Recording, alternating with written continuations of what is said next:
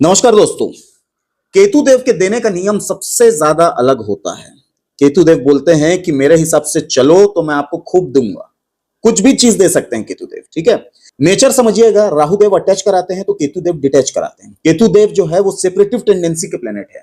किसी भी चीज की गोपनीयता बना के रखो, केतुदेव ये कहते हैं। जन्म कुंडली के किसी भी भाव में केतु अगर हो तो उस हाउस से रिलेटेड चीजों के लिए आपको गोपनीयता बना के रखनी होगी।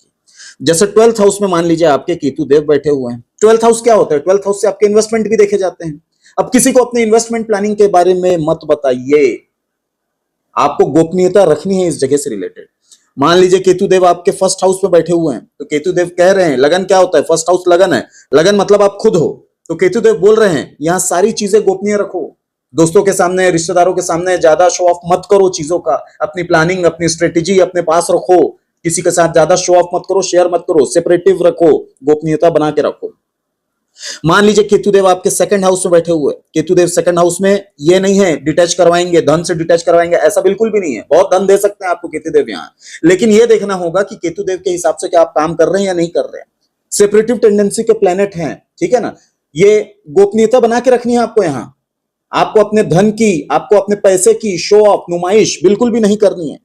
केतुदेव मान लीजिए आपके 5th हाउस में बैठे हुए हैं। 5th हाउस क्या है? आपका एजुकेशन है। अगर आप अपनी एजुकेशन प्लानिंग आप अगर बता रहे हो तो आप प्रॉब्लम में आ सकते हो। आपको अपनी एजुकेशन प्लानिंग नहीं बतानी है, आप गोपनीयता बना के चलिए। 5th हाउस लव अफेयर्स का भी हाउस है। केतुदेव यहां है तो अपने लव अफेयर्स के बारे में, अपने गर्लफ्रेंड्स के बारे में, बॉयफ्रेंड के बारे में ज्यादा नुमाइश, शो ऑफ मत करिए। यही जो शो ऑफ करोगे यही लोग आपका भांडा फोड़ देंगे, ठीक है ना। तो सेपरेट में रह के काम करो, गोपनीयता बना के काम करो, ठीक है। 10th हाउस में अगर केतुदेव बैठे हुए हैं, 10th हाउस क्या है? 10th हाउस आपके लिए जॉब है। 10th हाउस आपका कर्म स्थान है। 10th हाउस आपका बिजनेस है। आपका बिजनेस भी यहीं से देखा जाएगा, ठीक है ना।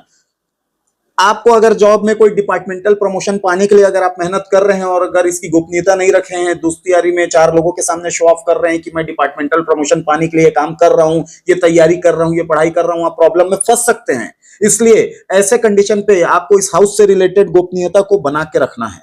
तो केतुदेव का देने का नियम ओवरऑल कुंडली में बहुत अलग है। आप उस हाउस से रिलेटेड चीजों की गोपनीयता बना के रखिए, केतुदेव आपको बहुत देंगे। नमस्कार।